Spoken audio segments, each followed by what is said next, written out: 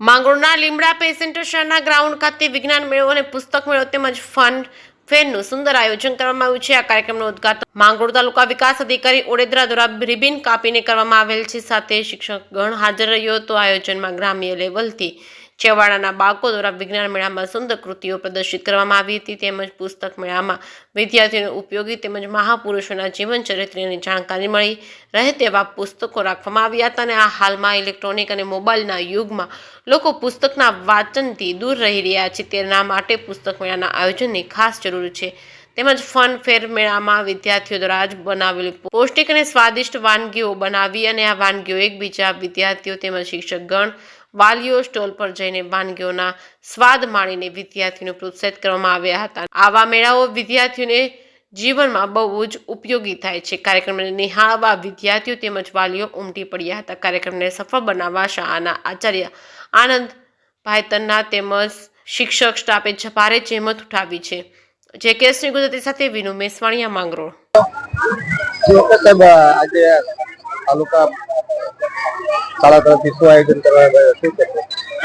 આજરોજ માંગરોળ લીમડા pay centre શાળા દ્વારા વિજ્ઞાન મેળો, પુસ્તક મેળો અને ફન ફેરનું આયોજન કરવામાં આવ્યું છે। આ આયોજનમાં ગ્રામ્ય લેવલથી જે છેવાડાના બાળકો પણ વિજ્ઞાન મેળા અંતર્ગત એવી સરસ મજાની વૈજ્ઞાનિક કૃતિઓ બનાવી છે કે જેની આપણે કલ્પના પણ ન કરીએ। આવું સારું સિંચન કરવા માટે એમના શિક્ષકશ્રીઓ, એમના મા બાપ અને એમના સહ વિદ્યાર્થી મિત્રોએ આમાં ખૂબ સાથ સહકાર આપ્યો છે। અને આ કૃતિઓ એટલી સારી છે કે એ કદાચ રાજ્ય લેવલે અને દેશ લેવલે પણ એનો સારો નંબર આવે એમ છે। બીજું, અહીંયા પુસ્તક મેળાનું આયોજન કર્યું છે। આમાં પણ એટલા સારા અને એટલા વિશાળ પ્રમાણમાં પુસ્તકો છે કે આજે આ મોબાઈલના જમાનામાં, ઇલેક્ટ્રોનિક જમાનામાં આ પુસ્તકો વિદ્યાર્થીઓના જીવનને ખૂબ જ અસરકારક અને માર્ગદર્શિત ઉપયોગી થાય એવા પુસ્તકો છે।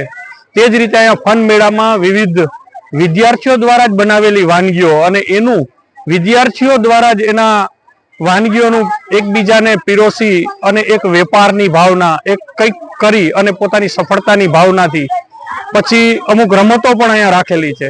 તો આનાથી વિદ્યાર્થીઓની અંદર એ પોતાની કેળવણી અને પોતાની અંદરની શક્તિ બહાર આવે છે। આ તમામ આયોજનમાં અહીંના શિક્ષક મંડળ, તમામ શિક્ષક મિત્રો, વિદ્યાર્થી મિત્રો, એના મા બાપ, આ તમામ અને આ મેળા જે છે એ ગામના છેવાડાના માણસ સુધી પહોંચે છે। એના માટે આ પત્રકાર મિત્રો પણ જે આ પ્રયાસ કરો છો એ પણ એક દેશ હિતનું કાર્ય છે। તો આ તમામને હું હૃદયપૂર્વક અભિનંદન આપું છું। Thank you.